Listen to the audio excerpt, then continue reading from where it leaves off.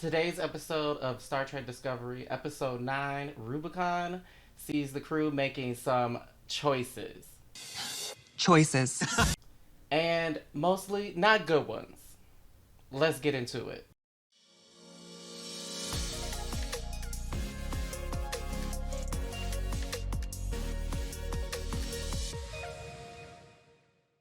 I don't feel so good. Alright, welcome back to my channel. I'm Rozay. I'm a big ass nerd, and chances are, if you're watching me, so are you. So let's get into this episode. I just feel that in the next episode, we're gonna see President Rillick.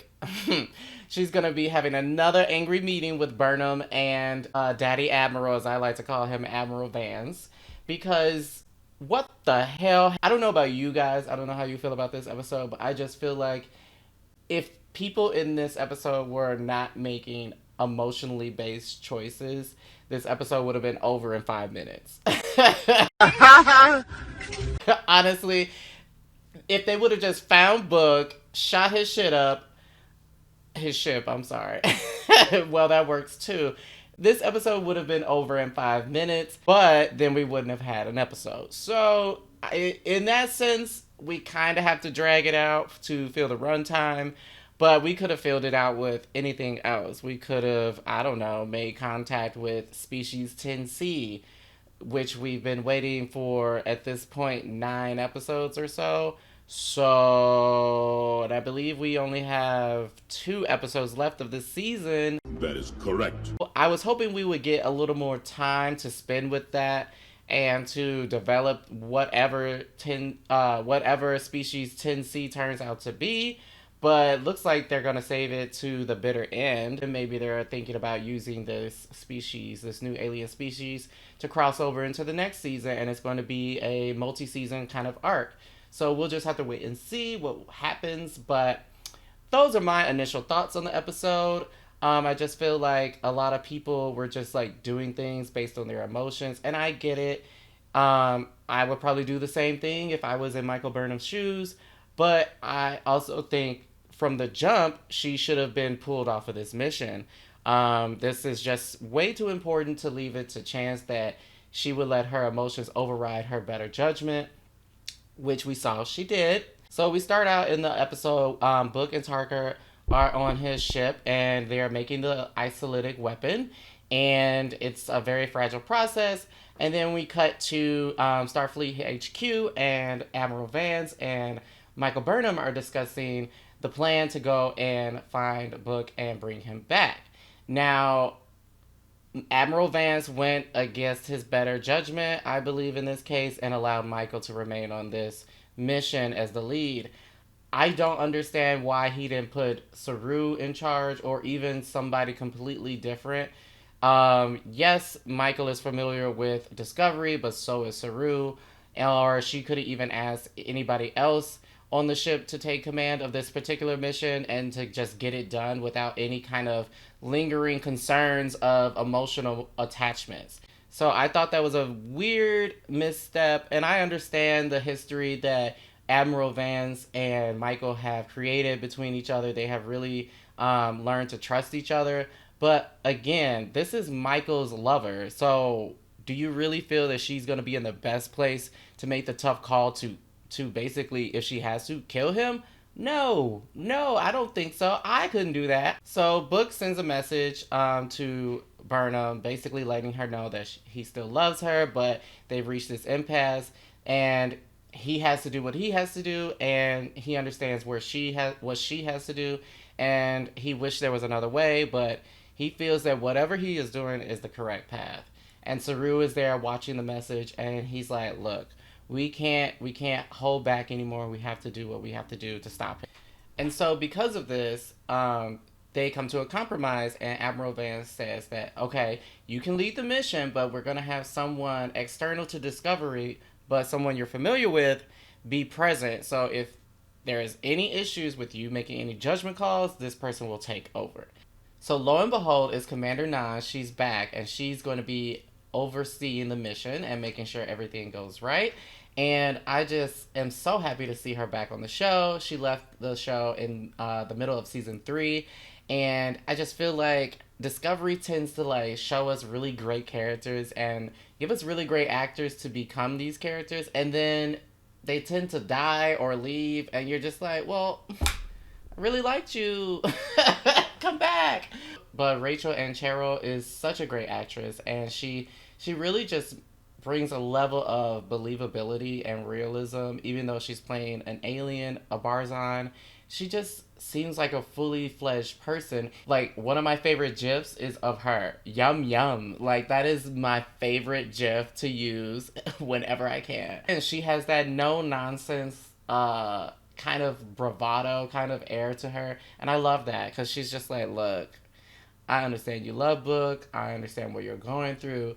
But I'm here to blow him up if I need to. Cut to Saru's quarters, and he is pruning his space weed. He gets a message from President Tarina, and he tells her that he is stressed and that, his ward, Sukal, is also stressed, but he feels like in times this dire, he can't really focus on the feelings of the people around him. He needs to be focused on the mission and all of this. And she begins to meditate with him, and she tells him, like, look, you are off balance, and you're finding it hard to meditate and focus and clear your mind, and that the emotions of people around you are never trivial and never unimportant, and you should always try to balance that. I know it's sometimes hard to balance, what's going on in the outside world with your personal situation, but you never need to like divert away focus from one to take on the other. And she asked him on a date, and finally, because I think Tarina was like, this motherfucker is never gonna do it, so I gotta step up to the plate because I know he likes me. He brought me that tea. So Saru is all taken aback and flustered, which is adorable.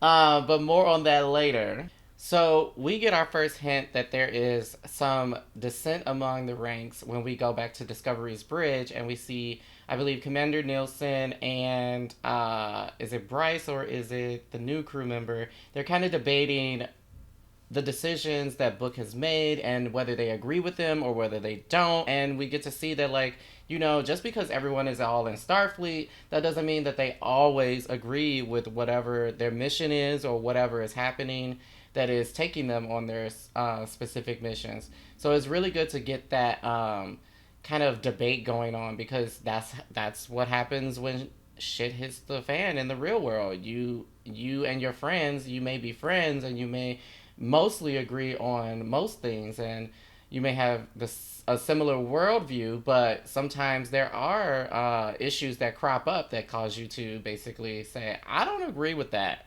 So I thought that was really a nice touch. It gave the episode a little more realism because they're not all unthinking automatons. The bridge crew lovingly greets Nan. They're so glad to see her back. She basically feeds them a line that is like a cover story for why she's there. But Burnham is like, no, we should tell them. And she lets them know that she's there to oversee the mission because obviously Burnham has emotional ties to whatever is going on. So Nan is there to make sure that the mission goes off without a hitch. They devise a plan because they can't beam them off a Book ship. So they devise this plan to fly a shuttle over there. And Saru is going to lead the mission with Culber, Reese, and Bryce. And Culber is going to be basically the person who talks them down, and if that doesn't work, they're gonna stun them and drag them back over. Again, choices. But that was a choice. If the plan was to go over there, they should have came in and shot them both and sorted it out later. Book and Tarka are about to declare war on a species that they have no knowledge about, except for the fact that they know that these people are extremely powerful. They have tried to talk to them so much, and clearly Book and Tarka are doing their own thing, and they are giving the biggest middle finger to the Federation and to Starfleet and to anyone else because they think whatever they're doing is the right way. Now, you can debate whether you feel what they're doing is right or not, but coming from our character standpoint, I don't think they should have chose to again resort to talking. I think the time for talking is over, but we quickly see that that is not an option because Tarka has installed this new security system on Book's ship that basically makes it impenetrable from any outside docking. And so there's like these nanites or something that start crawling up the shuttle and start breaking it apart, and like it is honestly terrifying because the shuttle is breaking apart. But you see cracks shooting across the hull, and they can't get a lock on them to beam them out of there. The shuttle cannot disengage from the ship, so they are literally stuck and is being ripped apart. And Michael urges Saru to disengage and to abort the mission. And they're trying, and then finally it breaks apart, and Awoshikun is able to beam them back at the last minute. And there's a moment where Reese and Bryce gives Reese his hand to help him up, and the look that they give each other, and then also they return to stations, and Bryce, as he's walking away, looks back at him. He does not give anybody else that look. Okay, he doesn't check on Colbert. He doesn't check on Saru. He is checking for Reese, honey. And I'm going to tell you, in my mind, in my head canon, and I may be biased because I'm a big old homo, but I feel they have been a couple from the start because they've always just been paired up together. And I think that's adorable. I think they're so cute. I get it. I think straight men should be able to have platonic relationships and all of that, and I think that's great. But in my mind, they are more than just friends, and I am okay with that. And if you're not okay with that, that's your problem.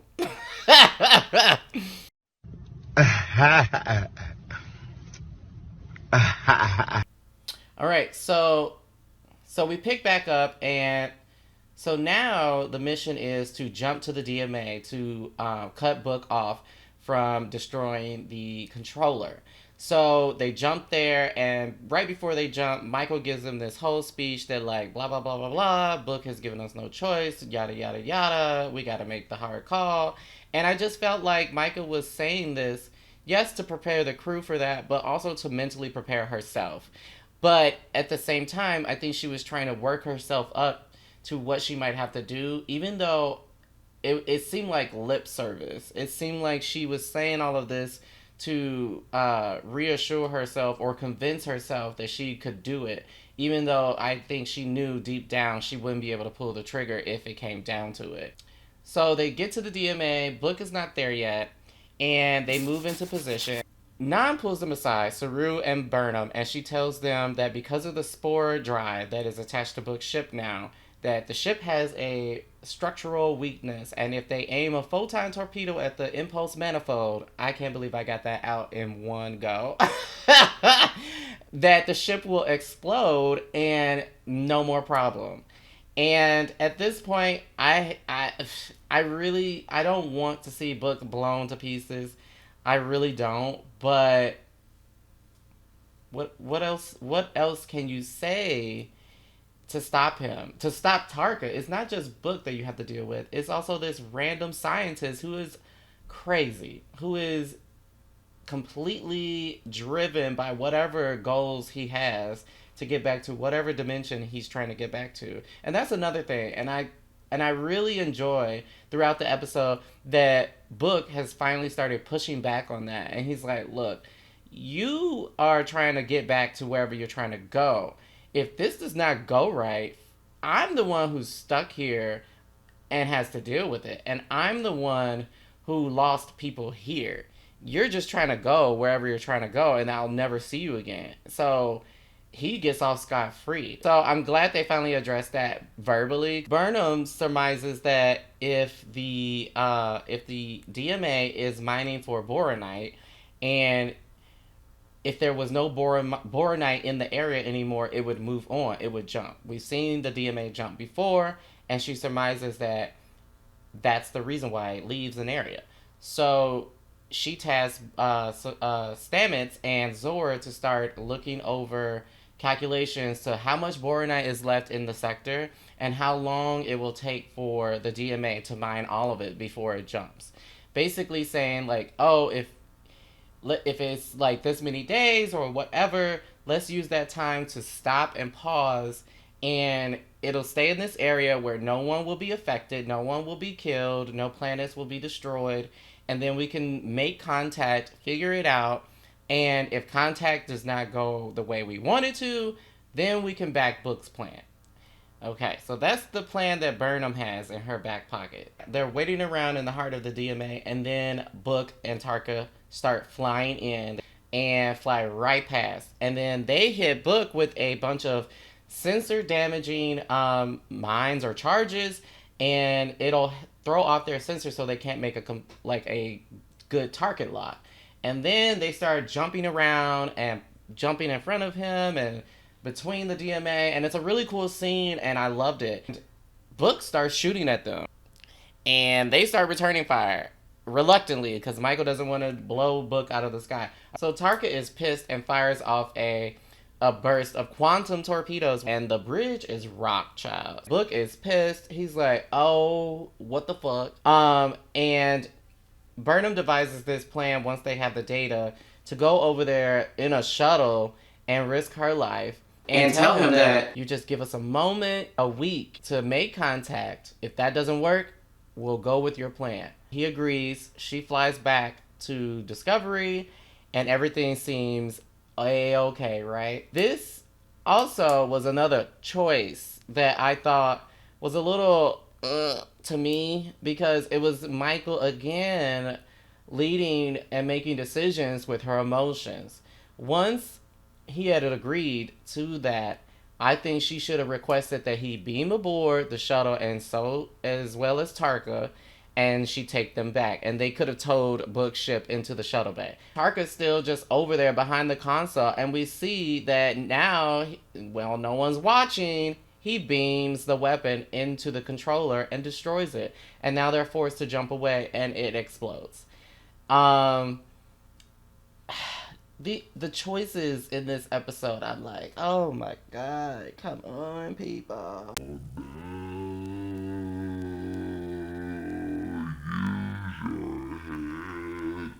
You had so many options. Burnham, you got him to agree. Tell him to lower his little security field disruption thingy and beam onto the shuttle and come with you. Okay? Like, what? Like, no. So that really kind of irked me. I was just like, wait a minute. How did this happen? We're smarter than this. So then Discovery is forced to jump away, and it's back at HQ. And I was expecting a whole meeting of President Rillick, Admiral Vance, and Saru and Burnham getting yelled at, and maybe even Commander Nine, because she basically failed at her job. But we didn't get that. Just Burnham being like irritated and sad and all of that. And rightfully so. Tarka and Book are on his ship hiding. And Tarka is scanning for the power source of the DMA. And it's not there. It wasn't destroyed. It's not that it was destroyed. The power for the DMA was coming from outside the galaxy. He wasn't going to get his hands on that no matter what. So he basically went through all of this anguish for nothing. Clown.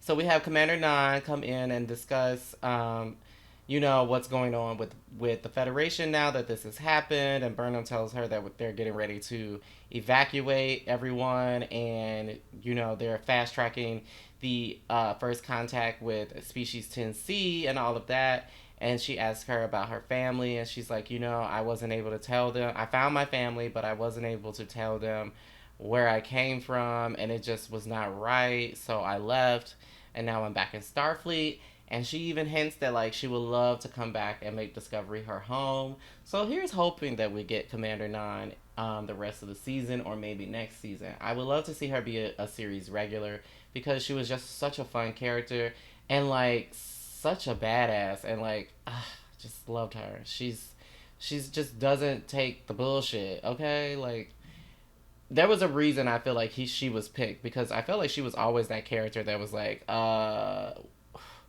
don't kill her, she gonna kill me. Especially in that episode with Arium, which is such a sad episode. So sad. Anytime you see a character get developed in one episode on Discovery, just get ready to cry because they gonna die. And then Saru goes to Culber in sickbay and asks for some guidance about President Serena, and Culber quickly tells him like, dude, you're being an idiot. Just go on the date. You like her. Stop playing around. You know, men are stupid, no matter what race they come from. And then at the end of the episode, the very end, we see how clownish Tarka and Book have been because after all the trouble that they have put themselves through to destroy the DMA is quickly right back where it started. So Species 10C quickly realigned the DMA and put it right back in place. They probably have DMA controllers in a closet somewhere just ready to go. Okay? Like, clearly y'all not messing with amateurs at this point. And they don't even attack the Federation right away. They just replace their DMA and continue on mining. So I'm eager to see what they do with Species 10C and how they will retaliate against the Federation for this. Before I let you guys go, let me know what you guys think is going to happen next. I'm really just concerned that this all could have been avoided if Michael was not placed in the position that she was placed in. I really feel like that was a mistake. But let me know what you guys think about this episode. What choices would you have made? Would you have made the same decisions or would you have done things differently? Let me know in the comments. I'm eager to hear what you guys have to say about this episode because it was a very, I will just say it was a head scratcher for me. Like, the characters were just doing things that I was like, what? Like, it just was like, you didn't have to do that way. And now they're in this position, this predicament that they could have avoided. So we'll see what happens. But I'm a little nervous. I'm not gonna lie about how this season is gonna wrap up. So we'll see. And I thank you again for checking out my channel. I want to say thank you to everyone who has recently subscribed. I really do appreciate it. Like, comment, share, all that good stuff. Because I would love to make this my full-time job and not have to do a 9 to 5 and all of that. But that only happens if we can build this channel up and make it the best that it can be. All right, well, that's all for me, and I will see you in the next one.